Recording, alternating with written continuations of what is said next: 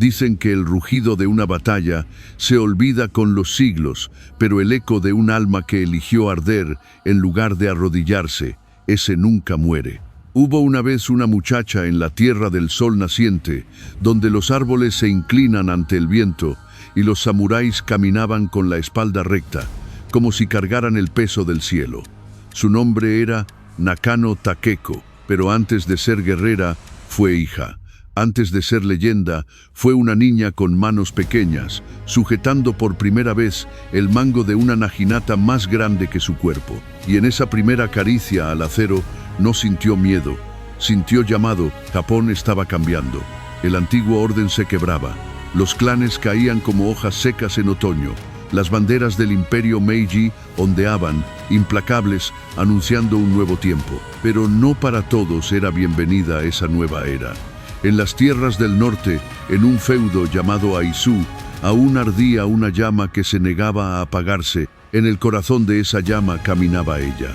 No con la furia de quien busca venganza, sino con la serenidad de quien ya aceptó su destino. Esta no es una historia para quien busca héroes perfectos, ni para quien teme al dolor. Esta es una historia para quienes han amado tanto su tierra, su honor, su gente, que estarían dispuestos a morir de pie, con los ojos abiertos y el alma encendida. Es la historia de una mujer que decidió no esperar a que la historia la nombrara, sino escribir su nombre con filo sobre el viento. Las niñas, como Nakano Takeko, no nacen del privilegio, nacen de la tormenta y se forjan en el silencio que sigue a la pérdida. Desde muy joven, Takeko comprendió que la obediencia era una cadena que no todas debían llevar. Mientras otras niñas aprendían caligrafía para encantar a futuros esposos, ella memorizaba tratados de estrategia militar. Mientras los salones de té se llenaban de risas femeninas, ella llenaba su aliento con el grito de guerra. Su educación fue rigurosa, intensa, pero voluntaria.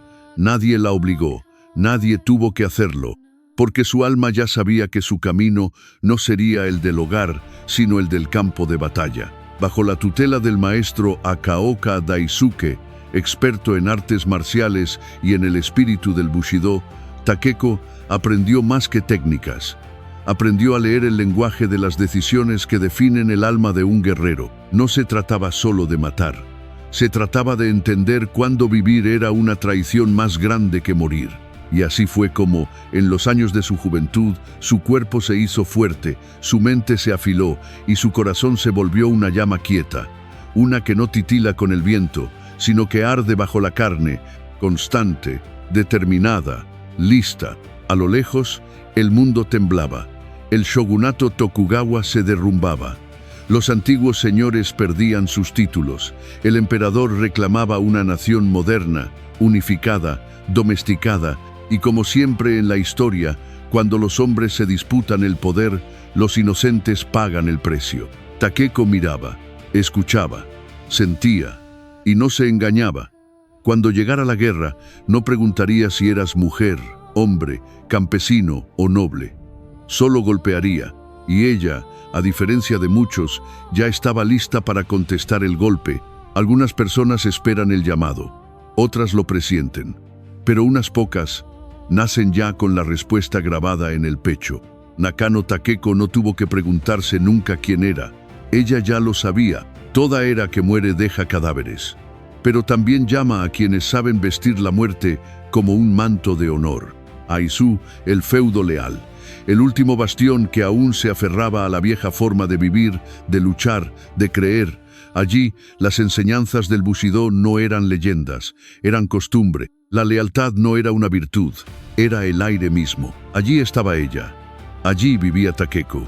No como una figura de excepción, sino como una advertencia viviente, que incluso cuando el mundo olvida a sus guerreros, las guerreras no lo olvidan a él. Mientras los emisarios del nuevo imperio se acercaban con promesas de reforma y los fusiles europeos cruzaban los mares para modernizar la guerra, las armas tradicionales aún colgaban en las paredes del dojo de su maestro, brillando bajo la misma luz que 1000 años de historia. Takeko entrenaba, no por vanidad, no por gloria, lo hacía como quien afila un rezo, Su naginata se deslizaba como el agua, pero con la precisión de una sentencia. Cada golpe era una decisión, cada giro una certeza, porque ella sabía, todos sabían que la guerra venía. Y cuando la guerra viene, hay quienes corren, hay quienes cierran las puertas, y hay quienes se colocan al frente del muro, con el alma en calma y el cuerpo dispuesto. Pero a ella, la guerra no la sorprendió, la despertó. Fue en la primavera de 1868, cuando el cielo dejó de ser un manto de paz para convertirse en un presagio. Las fuerzas imperiales se acercaban a Aizhou, armadas con cañones, con pólvora, con la convicción de una nueva era, y los hombres se alzaban para resistir, pero no estaban solos. Nakano Takeko dio un paso adelante, firme, no pidió permiso, no esperó ser llamada. Reunió a sus hermanas, a sus alumnas, a las esposas, a las hijas, y con voz suave pero inquebrantable, propuso lo impensable: formar una unidad de combate compuesta solo por mujeres, no por desesperación, sino por convicción. No como símbolo, sino como fuerza real, no para suplicar, sino para luchar. Las llamaron Yoshitai, el escuadrón femenino. Eran artesanas, campesinas, maestras, viudas, adolescentes. Muchas nunca habían sostenido un arma, pero todas llevaban en el pecho la misma llama. Si iban a morir, lo harían de pie. Si iban a vivir, lo harían con la historia temblando tras ellas. Y así comenzó su preparación. En los patios del templo Hokkai-ji, entre oraciones y hojas caídas, las mujeres entrenaban. Se vendaban las manos, afinaban sus movimientos, convertían el dolor en disciplina y el miedo en filo. No se tejían flores en el cabello, se tejían cintas rojas, como la sangre que estaban dispuestas a derramar. Y mientras el mundo miraba hacia adelante, celebrando la modernidad, Nakano Takeko y sus hermanas caminaron hacia la batalla con pasos que parecían venir de un tiempo más antiguo que el propio sol. Porque hay cosas que no envejecen. La dignidad, la lucha, la decisión de morir por algo que aún arde cuando todo lo demás se apaga. No todas las batallas comienzan con un disparo.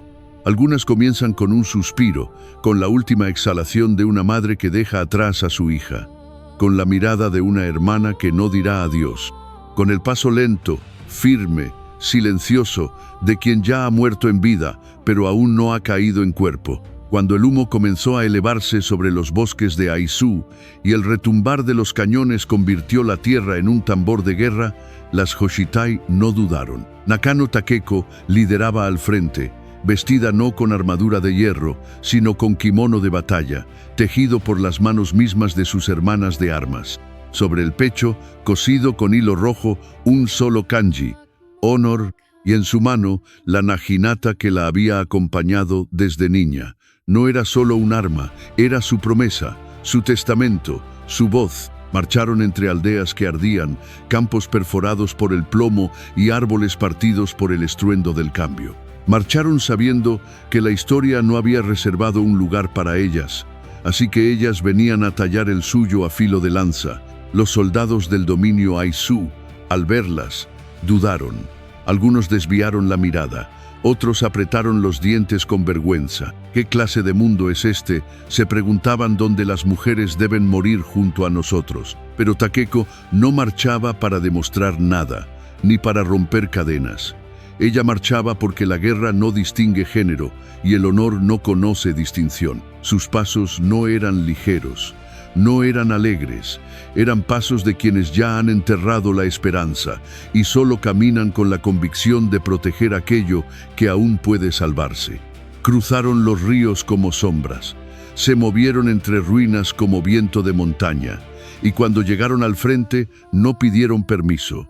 Se desplegaron, el campo de batalla les abrió las puertas como una bestia hambrienta, y ellas entraron con el corazón quieto, como si ya hubiesen hecho las paces con los dioses. Las tropas imperiales avanzaban con fuego y acero, rifles y banderas nuevas, queriendo borrar con pólvora lo que 1000 años habían esculpido. Pero en el centro de la defensa, en la colina de Yanagi no Mori, una línea de mujeres esperaba. Sus manos no temblaban, sus ojos no parpadeaban. Y entonces Nakano Takeko alzó la naginata, no para iniciar la lucha, sino para recordarles al mundo que la historia aún no había terminado, porque en el instante exacto en que el enemigo se abalanzó y el cielo rugió y el primer disparo fue escupido por la boca negra de un fusil, una mujer avanzó sola, sin gritar, sin rezar, sin huir, y al verla, el mundo dejó de moverse, por un segundo, solo uno,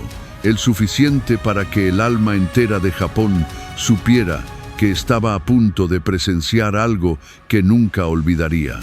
Hay batallas que se ganan, otras se pierden, pero unas pocas, muy pocas, se graban en la eternidad no por su resultado, sino por el fuego con el que fueron enfrentadas. El primer impacto fue ensordecedor, la tierra tembló, el aire se volvió humo, polvo y sangre suspendida, y en medio del caos, Nakano Takeko irrumpió como un relámpago hecho carne. Su naginata giraba como si el tiempo hubiese dejado de avanzar. Con cada movimiento, un cuerpo caía. Con cada paso, el campo de batalla se convertía en altar. No gritaba, no dudaba, no se detenía. Era como si hubiera nacido para ese momento y ese momento solo. A su alrededor, las mujeres del Yoshitai combatían sin piedad. Algunas caían, otras seguían adelante con heridas abiertas, con gritos que mezclaban el miedo y el coraje.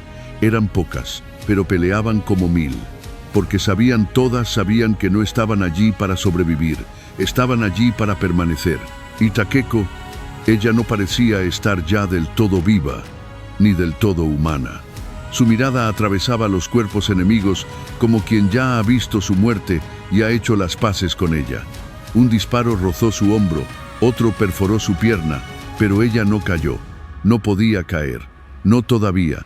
Fue entonces, entre los troncos rotos del bosque, que un soldado imperial alzó su fusil. Apuntó, disparó, y el estruendo fue seco, cortante, final. La bala impactó en el pecho de Takeko. Su cuerpo se detuvo por fin, no con violencia, no con desesperación, sino como el último acorde de una sinfonía escrita con filo y fuego. Ella no cayó, se arrodilló, como si saludara al suelo que la vio nacer, la naginata aún en su mano, la frente erguida, la sangre manando como un poema oscuro. Y en ese instante sagrado, mientras el mundo giraba sin saber que estaba cambiando para siempre, Takeko alzó la voz. Una sola frase, un susurro hacia su hermana, Yuko, que corría entre los cuerpos con lágrimas en los ojos. «Córtame la cabeza, no dejaré que mi cuerpo sea tomado como trofeo». Y así fue. Con manos temblorosas, Yuko la decapitó.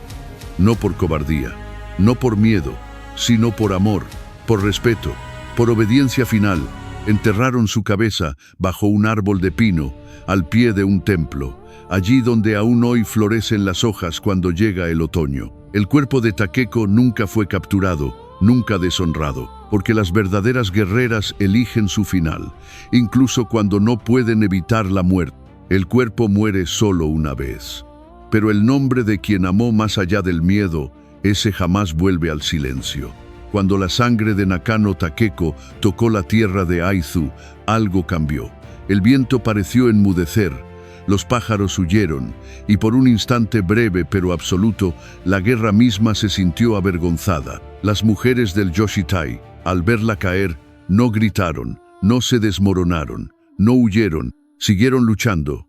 Con lágrimas en los ojos y el corazón desgarrado, sí, pero también con una furia que no venía del odio, sino del amor. Amor a la tierra, a la memoria, a ella.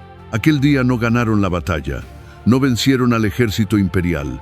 Aizu caería semanas después. Las banderas del emperador ondearían sobre los templos.